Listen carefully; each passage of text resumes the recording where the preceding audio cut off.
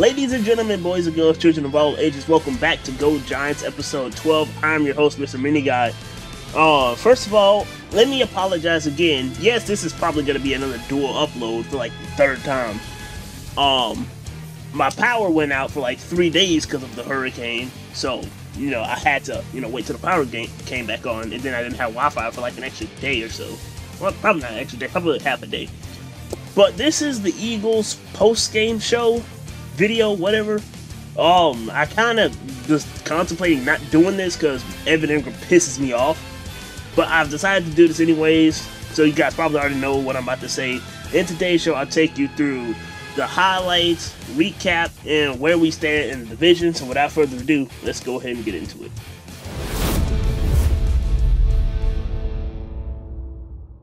With 8:50 left in the first quarter, Carson Wentz runs the ball for himself, which he ends up scoring a touchdown, making the score 7-0 Eagles. With 4:20 left in the first quarter, Daniel Jones throws a long bomb down to Golden Tate, which he ends up catching and scoring a touchdown, making the score tied 7 apiece. With 13:32 left in the second quarter, the Eagles kick a 31-yard field goal, making the score 10-7 Eagles. You know what? Okay, I'm pretty sure you guys have already seen this play a million different times before, but of course I have to show it because this was probably the highlight of the game. Daniel Jones breaking off an 80-plus yard run, but ends up tripping before he can score a touchdown. Luckily, the Giants did end up scoring on this drive as Daniel Jones handed the ball off to Wayne Gallman, who ran it in for a touchdown, making the score 14-10 Giants. With 6:21 left to go in the fourth quarter, Daniel Jones throws a touchdown to Sterling Shepard, making the score 21-10 Giants.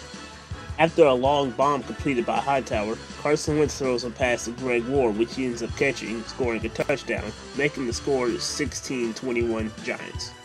The Giants start to put together a good-looking drive to try to burn down the clock and make the Eagles use all their timeouts, with Wayne Gallman having 2 successful runs.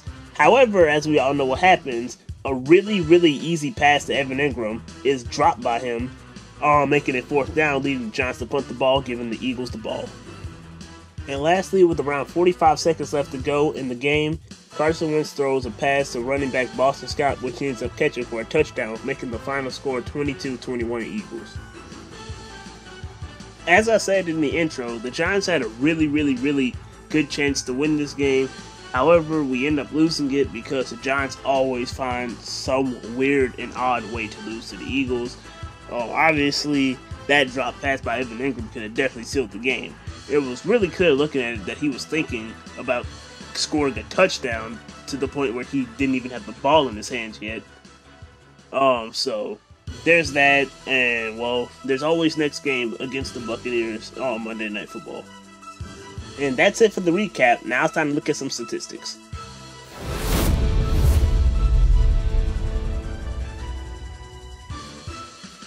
I'm only going to look at 2 different players for the statistics segment today. One of the players being Daniel Jones, because he's the quarterback, obviously. And he has one of his best games yet. He completes 20 passes out of 30 attempts with a percentage of 66.7, passing for 187 yards, 2 touchdowns, 1 interception, with a rating of 91.9, taking 3 sacks. I will say this, I believe one of the sacks was at the end of the game when he fumbled the ball and the Eagles got the ball back, so, it really didn't mean that much.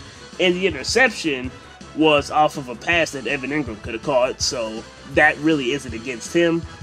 And obviously, he had that 80-plus yard rush where he ended up tripping.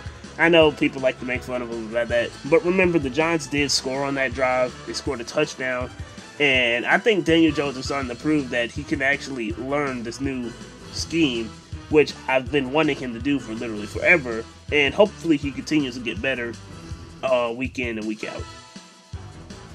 The other player we're going to look at today is Sterling Shepard, as he has his first game back since him getting injured against the Bears. Now, in this game, he actually has a really good game as well, having 59 yards out of 6 receptions with an average of 9.8, scoring 1 touchdown. And that's it for the statistics. Now it's time to look at some standings.